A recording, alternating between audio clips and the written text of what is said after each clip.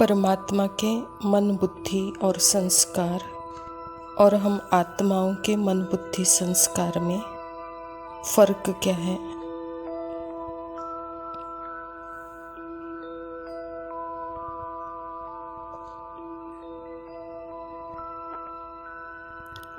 परमात्मा का मन बुद्धि संस्कार परमात्मा से अलग नहीं है।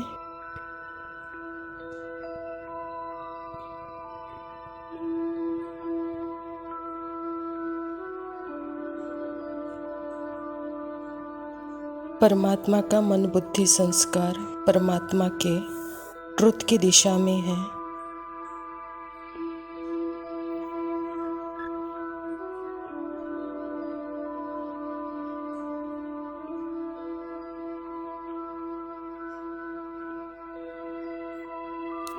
परमात्मा के सत्य के अलाइनमेंट में है। इसीलिए बाबा कभी भी ज़्यादा नहीं बोलते हैं।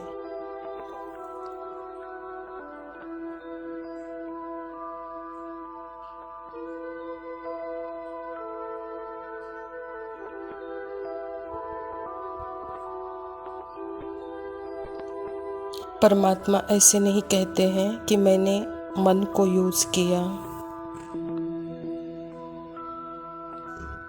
या मैंने बुद्धि को यूज़ किया या मेरे संस्कार डिवाइन अलाइनमेंट को या मेरे डिवाइन संस्कार को मैंने यूज़ किया।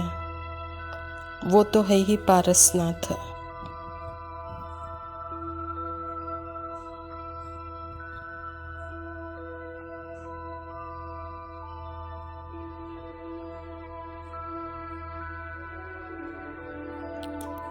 पारसनाथ की हर चीज़ पारस है।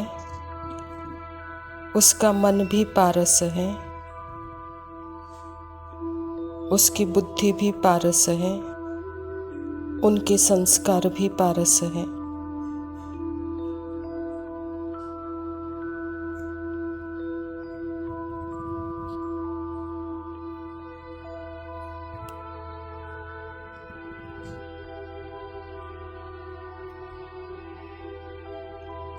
उनको बोलने की ज़रूरत नहीं है क्योंकि सेपरेशन नहीं है उनके मन बुद्धि संस्कार का उसके सत्य से।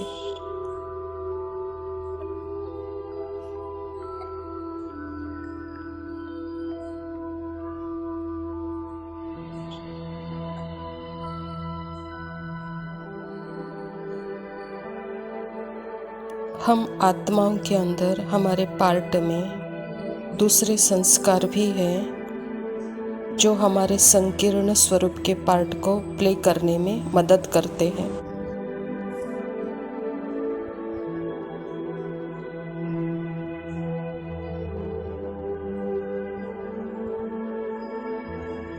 इसीलिए बाबा बोलते हैं कि मेरे संस्कारों को यूज करो। मेरे संस्कारों को यूज करो इसका मतलब क्या है?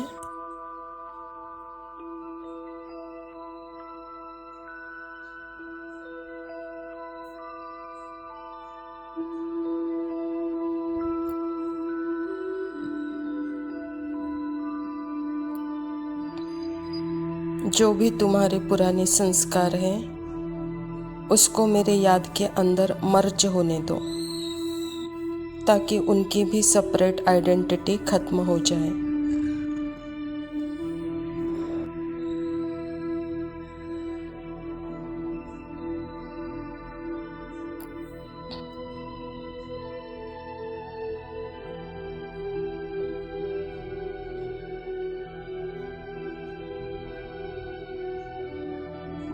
इसलिए सेपरेट आइडेंटिटी संस्कारों से बनी हुई है और कुछ भी नहीं है। संकल्प और संस्कारों से मैंने अपनी पहचान बनाई है।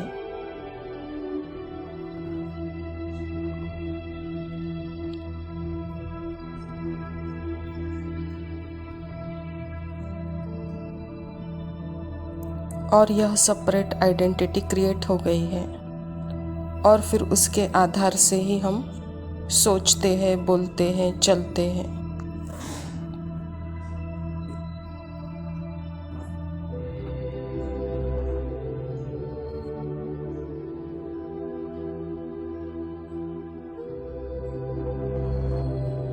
तो बाबा, आप कह रहे हो तुम अपनी वो सेपरेट आइडेंटिटी वाले संस्कार मुझे दे दो और मेरे संस्कार यूज करो।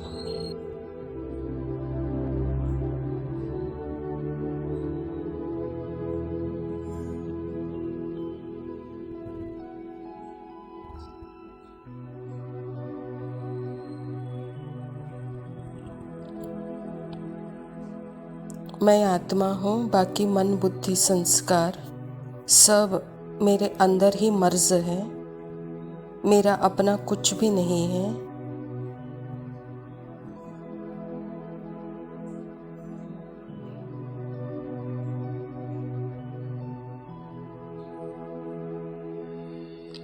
अब यह मन बुद्धि संस्कार मुझसे अलग नहीं है।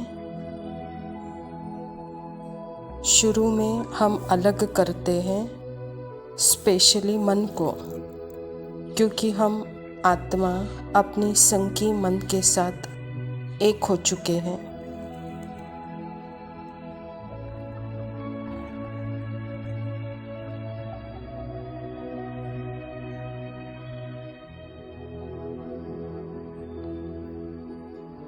जैसे रबर का बॉल होता है ना, उसको ऐसे दबा के रखो तो वह दबाया हुआ संकी मन है, और जो बॉल खड़ा है वह आत्मा है।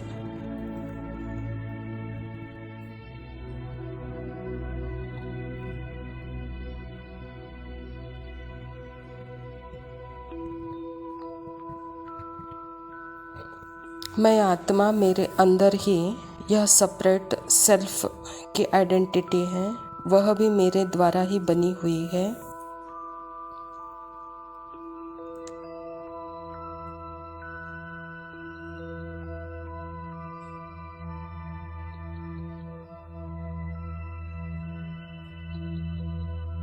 मैं ही इसका संकीर्ण संकल्प का चोला पहनकर उसका स्वरूप बन गई हूँ।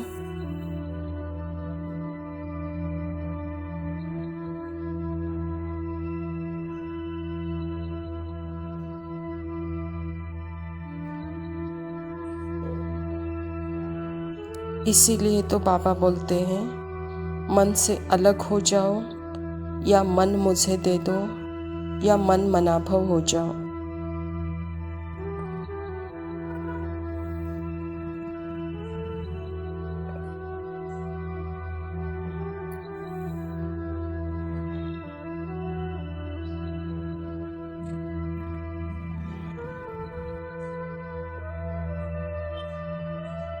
ऐसे करने से क्या होगा? मैं अपने सत्य फॉर्म में वापस आ जाऊंगी। यानी जैसे बॉल से हाथ हटाओ तो क्या होता है, वापस अपने पोजीशन में, ओरिजिनल पोजीशन में आ जाता है। वैसे मैं भी अपने ओरिजिनल पोजीशन में वापस आती हूँ।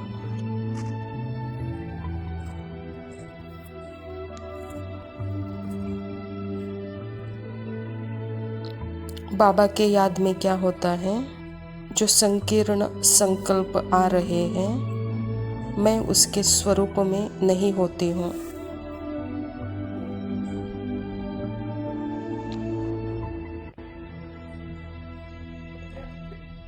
बाबा के साथ में रहने से या बाबा के कंपनी में रहने का मतलब है मन बुद्धि संस्कार का मर्ज होना।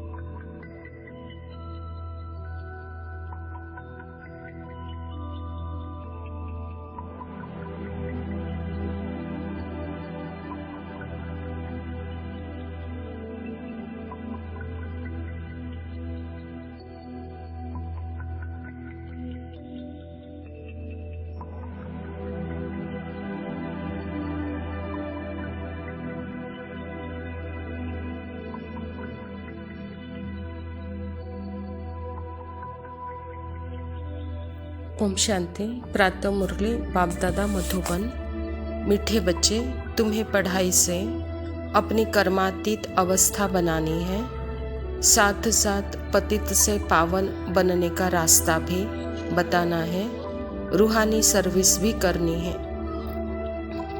परमपिता परमात्मा शिव बाबा प्रजापिता ब्रह्मा के तन में आकर के यह ईश्वरीय विश्वविद्यालय की स्थापना की है, हम बच्चों को अपने ओरिजिनल स्वरूप में लाने के लिए, अर्थात कर्मातीत की स्थिति का अनुभव कराने के लिए, पावनता का अनुभव कराने के लिए, और इस पावनता की स्थिति में रहते आपको सदा रूहानी सर्विस करनी है, कहता बाबा।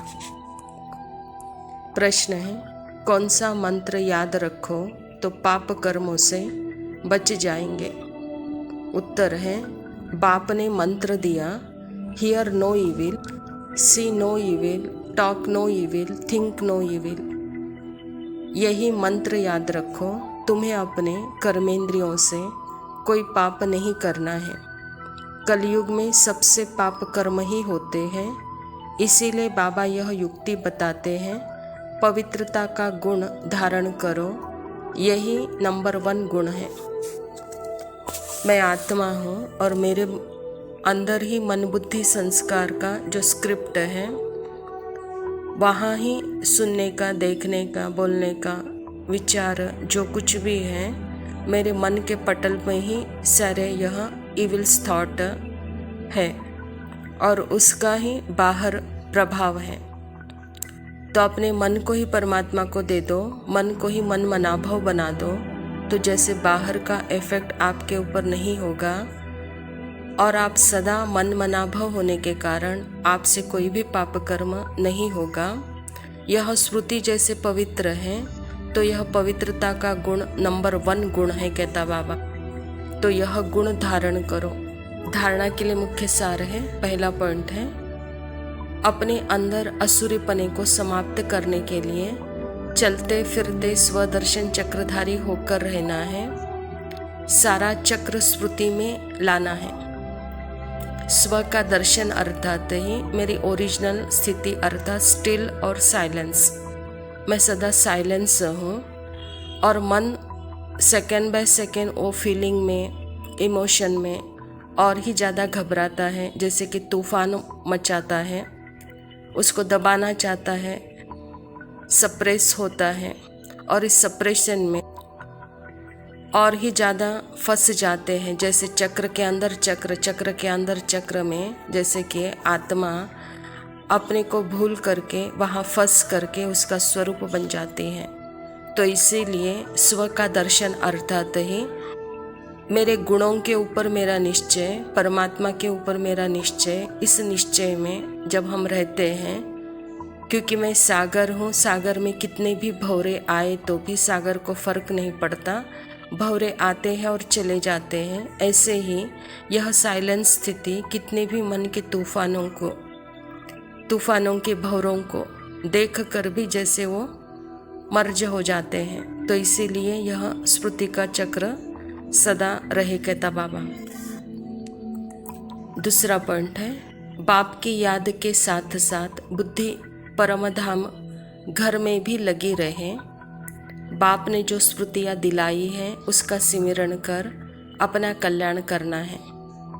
परमात्मा जहाँ रहते हैं वह घर भी परमधाम, तो परमात्मा और परमधाम घर की दोनों की स्मृति में रहते हुए बाबा कहता सदा मैं कौन हूँ, इसी सिमरण में रहो, कहता बाबा। बुद्धि वहीं पे बिजी हो जाए। वरदान है, सर्वगुण संपन्न बनने के साथ साथ किसी एक विशेषता में विशेष प्रभावशाली भव। जैसे डॉक्टर्स जनरल बीमारियों की नॉलेज तो रखते ही हैं, लेकिन साथ साथ किसी बात की विशेष नॉलेज में नामी ग्रामी हो जाते हैं। ऐसे आप बच्चों को सर्वगुण संपन्न तो बनना ही है, फिर भी एक विशेषता को विशेष रूप से अनुभव में लाते, सेवा में लाते आगे बढ़ते चलो। जैसे सरस्वती को विद्या की देवी, लक्ष्मी को धन की देवी कहकर पूजते हैं, ऐसे अपने में सर्वगुण सर्व शक्तियाँ होते भी एक विशेषता में विशेष रिसर्च कर स्वयं को प्रभावशाली बनाओ। बाबा कहता पुरुषार्थ में भी एक में विशेष प्रभावशाली बनो, कहता बाबा। स्लोगन है, विकारों रूपी सांपों को सहज योग की शैया बना दो तो सदा निश्चिंत रहेंगे। स्मृति पे निश्चय है, परमात्मा में निश्चय है, तो कितने भी भयंकर विकार के संकल्प है, विकल्प है, उसको दबाना नहीं है, उसको आने दो कहना है, उसको स्वीकार करना है। क्यों स्वीकार करना है? क्योंकि मुझे अपने पर निश्चय है, अपने स्मृति पर निश्चय है। तो बाबा कहता यह निश्चय ही जैसे विकारों रूपी शैया है, इस विकारों रूपी शैया पर आप सदा निश्चिंत होकर सो जाओ, कहता बाबा। इसको ही सहज योग कहा जाता है, क्योंकि यह विकार आपको छू नहीं सकते। अच्छा, मीठे मीठे सिकिलदे बच्चों प्रति माता पिता बाप दादा का याद प्यार और गुड मॉर्निंग। रूहानी बाप की रूहानी बच्चों को नमस्ते। हम रूहानी बच्चों की रूहानी माता पिता बाप दादा को याद प्यार और नमस्ते। लव यू बाबा, शुक्रिया। ओम शांति। न जाने उलझनों के पीछे क्या है बहाने, दास्तां है बोलो या है फसाने। टिमटिमाती सी है ये सर्द रातें, वो भी है यहाँ पे और उनकी बातें। कुछ तो कहा, कुछ तो सुना, कुछ हिल गया है मन में जो ना पता। तुमको पता हमको पता, दिल से दिल है बाकी फर्जी है बातें सारी। उलझनों के पीछे क्या है बहाने, दास्तां है बोलो या है फसाने। टिमटिमाती सी है ये सर्द रातें, वो भी है यहाँ पे और उनकी बातें।